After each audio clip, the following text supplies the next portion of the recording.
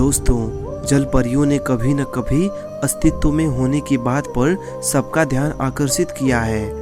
यूँ हमने कहानियाँ, किस्सों में, फिल्मों और कार्टूनों में अक्सर जल परियों को सुना और देखा है, लेकिन आज हम आपको इन जल परियों से जुड़ी कुछ रहस्यमय घटनाओं के बारे में भी बताएंगे। नमस्कार दोस्तों, मैं हूं आपका दोस्त राहुल यादव और आप देख रहे हैं बिगिंस फैक्ट्स। ग्रीक की लोक कथाओं का मुख्य किरदार जल परी, जिसको मरमेड भी कहा जाता है, यानी कि एक ऐसी रचना जिसका धड़ तो स्त्री का होता है पर पैरों की जगह मछली की तरह पूंछ होती है। हालांकि कई लोक कथाओं में जल मानव का भी जिक्र मिलता है। अगर बात लोक कथाओं की करें तो जल परियों का मधुर गीत गाकर इंसान को अपनी ओर आकर्षित करने वाला माना जाता है।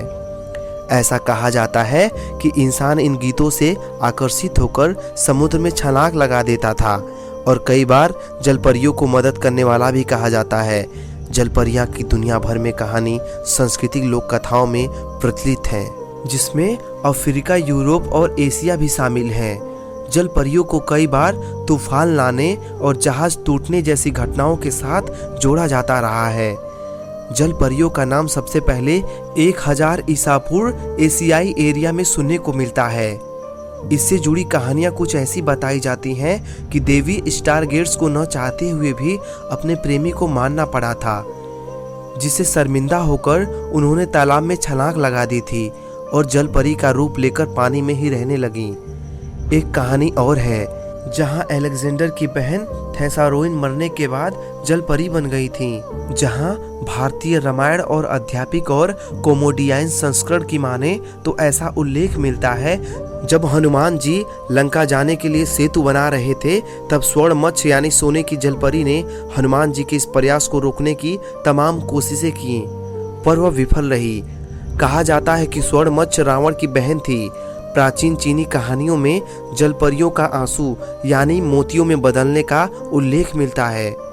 यही वजह थी कि मछुआरे हमेशा इन जल परियों का शिकार करने की तलाश में रहते थे, पर ये जल परियां अपनी मधुर आवाज से संगीत गाकर उन्हें पानी में खींच लेती थीं।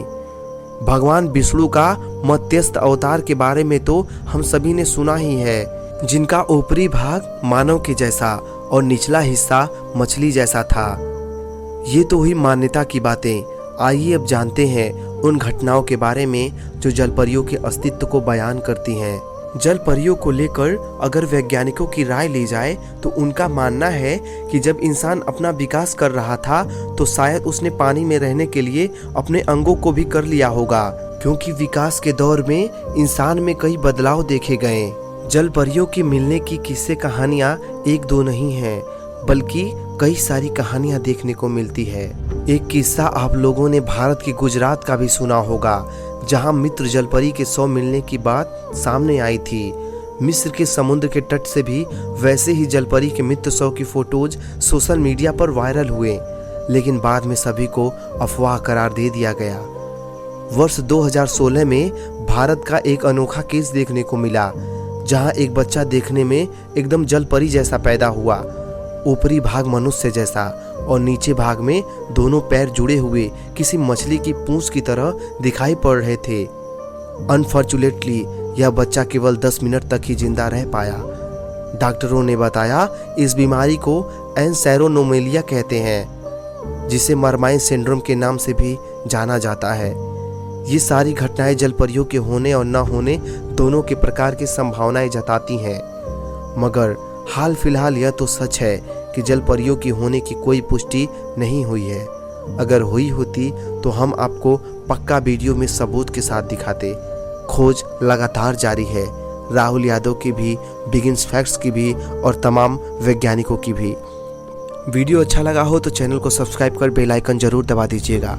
हम ऐसी और भी वीडियोस आप तक लाते रहेंगे। बहुत बहुत धन्यवाद।